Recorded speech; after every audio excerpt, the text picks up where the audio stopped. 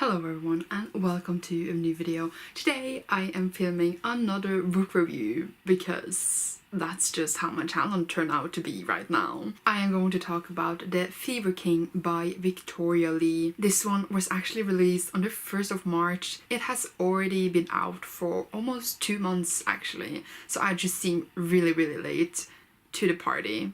I probably wouldn't even have been invited to a party, but you get me. I got an ARC through NetGalley once again, but this time I got the ARC like over 2 weeks after release date. I had already planned out my reading and everything, so I didn't get to read it as soon as I got it, and I wanted to read it as quickly as possible because, you know, the release date, but I didn't. But I did finish it now in April, so it's fine. The Fever King is a fantasy young adult novel, sort of dystopia, science fiction-ish as well, I would say. I would call it a dystopia because it reminded me a lot of a dystopia, but that was just the vibe I got from it. It follows, wait, 16-year-old? Oh my god, the main character is like 16. That fell into my brain right now. That's so tiny! When I was 16, I didn't do shit. Anyways, it follows Noam, who wakes up in hospital and he is the sole survivor of this magical virus that happened in his neighborhood, and then he finds out he's a telepath and gets magical abilities. He's then sent to the elite school for the people with abilities to learn his abilities. I said abilities many times there, I am sorry. Noam is also the son of undocumented immigrants in California, which is like the future California because it's like its own kingdom-ish, which is why I'm saying it's dystopia, because like the United States is split, there's different kingdoms, different rules, there's magic. But yeah, he's the son of these undocumented immigrants, and therefore he has always felt a love with the refugees and immigrants that comes to California, and he wants to fight for them. Now he sort of gets a power position than he had before because, you know, he gets these powers and he wants to use his position to infiltrate the government-ish to find out how to make it better for his people. Noam is also bisexual, biracial, Latinx, white, Jewish boy, so he has a lot going for him. As I said, Noam comes to this government complex where he wants to help his people, but also he is caught between the leader of the defense ministry, Lerher, I can't even say his name, literally. He is like a figure because he was the one who created the kingdom and has been there for a long time, like he's old. And he has an adopted son named Dara who is gay, and they have private lessons together with Lerher, and yeah, they eye each other.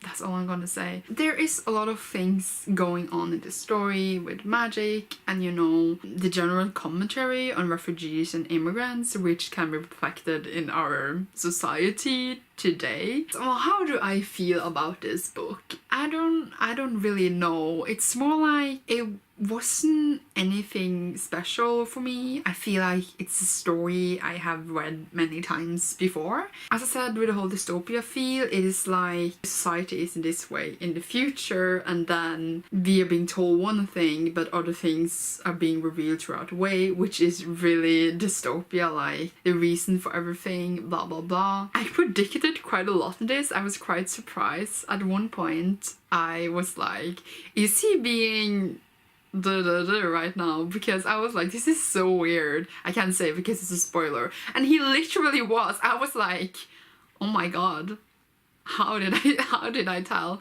Maybe like overly because the author gave us hints, but yeah. Dara and Noam gets a thing, if that wasn't obvious, and I wanted to ship them, but I was just like, meh, because they didn't like each other initially, which is like fine because that was cute, and then suddenly they just were super into one another, and Dara is just so vague about everything, which he sort of explains, but it's sort of still super weird. I don't even know. The whole plot tries to jingle, you know, Noam being horny, Noam trying to help his people, and then he also wants to work for the Minister of Defense dude, Lerher, that I literally cannot pronounce the name of. So like he's like juggling these 3 things, and I feel like, I don't know, it was sort of like, I don't think it was balanced that well, because it was a bit like, okay, now he's focused on that, and then it was really focused on that, and then it was really focused on that, but I feel like there wasn't like a great mix of it. I don't even know. But the book wasn't necessarily bad, it just wasn't super great and super awesome. If someone asked me for a recommendation, I would probably just forget about it and recommend something else that's more memorable for me. But I always feel like the first book in a lot of series like this can be quite similar to one another,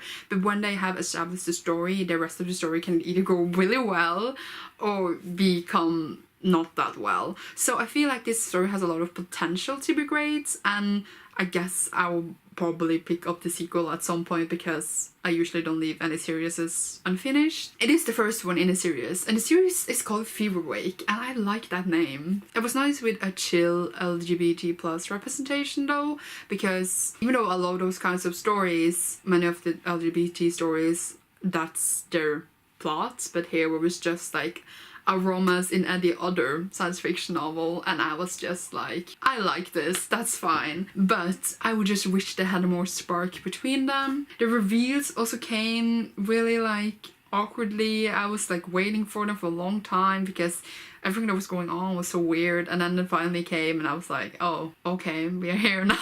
I didn't hate it, it wasn't horrible. I can see why a lot of people have enjoyed it. I am fascinated by the magic system because it's like all the different abilities.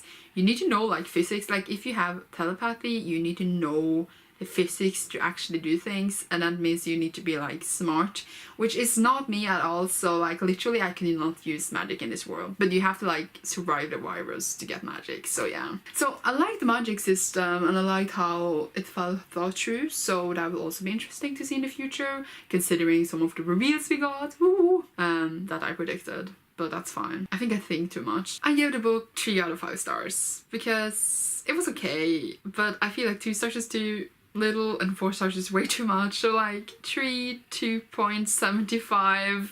Great. I was just thinking about some things that happens and I was like, that was really weird.